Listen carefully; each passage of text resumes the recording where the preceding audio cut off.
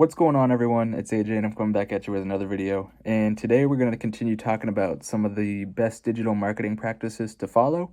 And more specifically, today I want to focus on some of the best principles regarding web design. So, web design is one of the super important tactics that businesses have to keep up with, especially in today's kind of environment.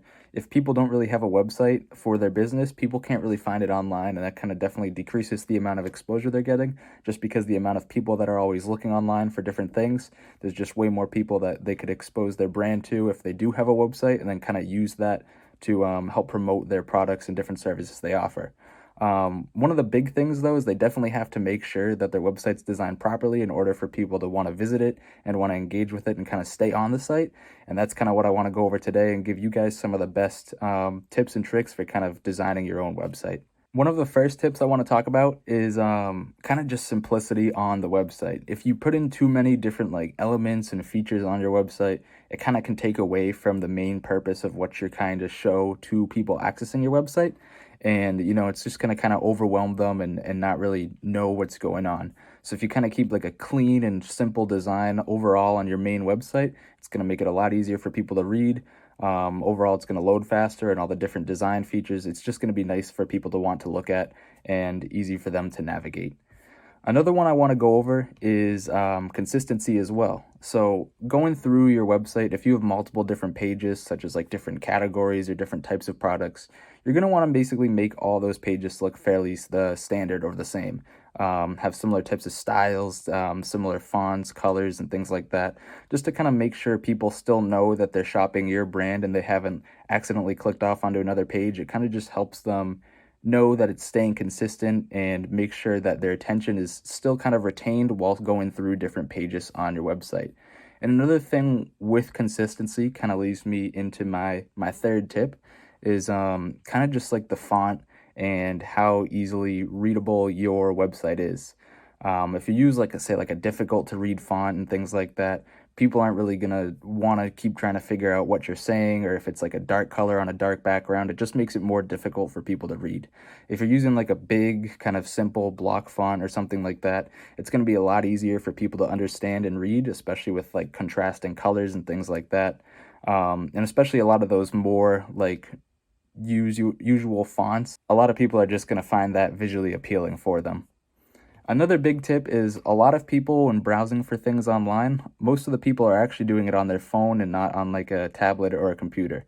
So one of the things you want to keep in mind when designing your website is make sure that it looks nice on all different platforms. So whether someone is viewing your website on like a desktop computer, a laptop, a smartphone, or an iPad or something like that, you want to make sure that it's going to look fairly similar and that your website supports all those different types of devices. If say someone goes onto your website and it's like kind of like zoomed in on different portions on their phone, it's not going to be easy for them to navigate and kind of lead for them more to want to click off your website or go to try to find an easier website to purchase something from. Another thing, kind of going back to the whole simplicity and designing your website like that, is just making sure that there's an easy loading time. If you have too much stuff on your page and all these different features, it's just going to take longer for your main landing page to load. And you don't really want that to be the case, because if people are sitting there and it's taking too long for things to load, that's another thing that's going to kind of not really want to make them want to stick around on your website. So if things are loading fast and they're easily able to navigate through pages, they're definitely going to find that a lot more appealing. Another thing is within itself, with fast load times, is making sure that all your different pages are easy to find. If you have like a nice header on the top, it's going to be easy for people to be able to click on the different things or view different products or different categories of what you have. And then lastly, kind of before I dive in and kind of show you my own personal website that I've been using for my personal brand and posting content on that, you kind of just want to make sure that the message and you want to get across is being communicated to everyone that's viewing it pretty easily. You don't want to make it too much work for people to try and find different things. So if you have all your different headlines and subheadlines and different bullet points and paragraphs, it's just going to make it a lot easier for people to read and follow along with what you're trying to offer.